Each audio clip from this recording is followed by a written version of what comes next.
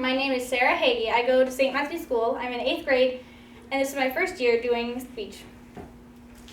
Once, there were 3 boys who lived in a tree near the jungle. Their names were Dead-Eye Dick, the Shadow, and Fierce Fred. Down in a hole at the bottom of the tree lived Dead-Eye Dick. Halfway up the tree, on a very big branch, lived the Shadow. And way up high against the sky, at the tip top of the tree, lived Fierce Fred, who was the smallest and the hungriest. And all day long, they played, and they never went near the jungle. But one day, Dead-Eye Dick grew tired of playing. "Let's go into the jungle," said he, "and hunt for a little snack." So off they marched into the jungle, one behind the other. As they marched, the Shadow beat his drum, and they sang a little song. "We're off to find a snack, a hasty, tasty snack. But if we bungle in the jungle, we never may come back." Now, they had not gone very far when they heard something behind them. Thump, thump, thump. "Shh," said Dead-Eye Dick with his finger on his lips. "Shh," said the Shadow with his fingers in his ears. "Something," said Fierce Fred, "is thumping." Slowly they turned, and they saw behind them a Piggymossum, who was also out hunting in the jungle for a little snack. He was looking straight at them, and he was licking his chops. "Run, men," called Dead-Eye Dick, so they ran back out of the jungle to their tree with the Piggymossum thumping closely behind them. With a zip and another zip, they popped into the hole at the bottom of the tree, just one thump ahead of the Piggymossum. There, in the cozy home of Dead-Eye Dick, they had niddy-cow tea and went to bed. But the Piggymossum went and hid behind the tulip tree. There he sat all night long, getting hungrier and hungrier and meaner. As he got meaner, he planned a little plan. "I'll fix them," said he. And the next day, the Shadow popped his head out and looked around. "All safe," he called. So out came the 3 boys, the Shadow, then Fierce Fred, and then Dead-Eye Dick. They marched into the jungle, one behind the other. As they marched, they sang a song. "We're off to find our snack, a nifty, swifty snack. But if we bungle in the jungle, we never may come back." And the Piggymossum waited until they had gone. And then he crept up to their tree, and he stuffed Dead-Eye Dick's house all full of dirt. Now there was no hole for them to run into. Then he marched off into the jungle to hunt for the 3 boys. Now, the 3 boys had not gone very far when again they heard something. "Guggledy, guggledy, guggledy."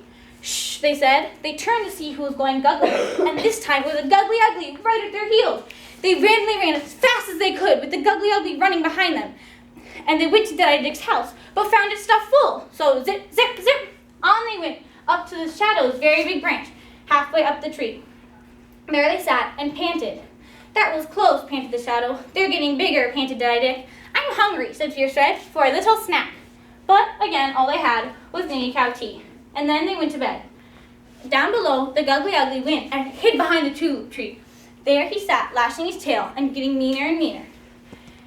And then, the next day, once the boys had left, he crept up to their tree. He stretched on his hind legs as far as he could stretch, and with his very sharp teeth, he chomped through the very big branch that was the Shadow's cozy home. And then he marched off into the jungle to hunt for the 3 boys. Remember, the Piggymossum was also out hunting for them.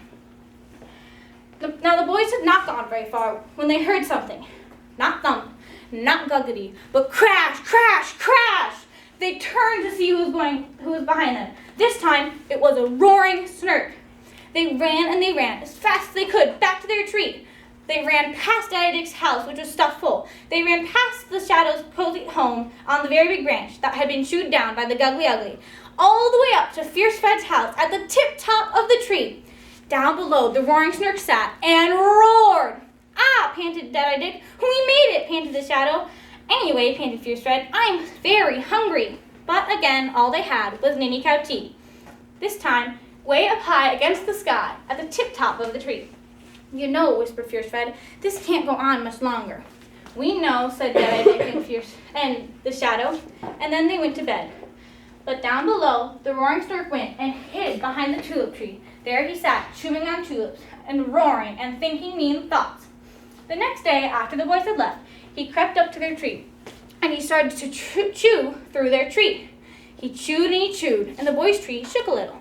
He chewed some more until it swayed back and forth. He chewed some more until it toppled down with a crash that rang all over the jungle. And then, roaring meanly, he walked off into the jungle to hunt for the 3 boys. First, he saw the hungry Guggly Ugly, who was already hunting for the three boys. Then he saw the very hungry Piggymossum, who had been hunting for them for even longer. All three of them crept up to where the boys were marching along. It was a lovely day in the jungle, and as the boys marched along, they sang a song. We're off to find a snack, a yummy, hummy snack. But if we see the enemy, we're going to hurry back. And right in the middle of the last boom, they broke off, for suddenly they heard all three sounds at once. A thump from this side, a guggly from that side, a crash, crash, crash in the middle. They ran back to their tree, but as you know, it had been chewed down. So they ran around the tree and back into the jungle. And then the enemy came behind them. They ran to their tree. They ran after the boys around the tree in a big, fat circle. And as they were running, they got thinking. The Snark kept seeing the hind legs of the Guggly Ugly just ahead, and he was thinking how much bigger the Guggly Ugly was than the three boys all put together. And after a while, he forgot about the boys and started chasing the Guggly Ugly instead. And the Guggly Ugly was thinking along the same lines. What a very big Piggymossum that one is, he guggled he to himself, much the biggest. And he forgot about the boys too, and started chasing the Piggymossum instead. And the Piggymossum, every once in a while, would look behind him and see the Guggly Ugly and the Snark. And suddenly, Fierce Fred just ahead seemed very small. Not worth the trouble, said the Piggymossum, and he turned and started chasing the Guggly Ugly.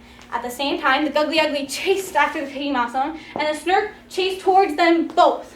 And they all came together with a bang that rang all over the jungle. That is the end of the mean old Piggymossum and the Guggly Ugly and the roaring Snark. But the boys kept running until they reached the snack bar on the other side of the jungle. There, under a balloon tree, they had the nicest little snack. They had a snack of hot dogs fried in butter, and potato chips, and chocolate ice cream sodas. They ate all they could hold. Dead-Eye Dick had 10 little snacks, the Shadow had 20, and Fierce Fred, who was the smallest and the hungriest, had 152, and he put an extra one in his pocket for later on. And then they marched back through the jungle to make 3 new houses in the tulip tree. As they marched, they sang a little song. We've had our little snack, our super duper snack. Now with a hop, a skip, and a jump, we better be getting back. And that is all about Dead-Eye Dick, the Shadow, and Fierce Fred.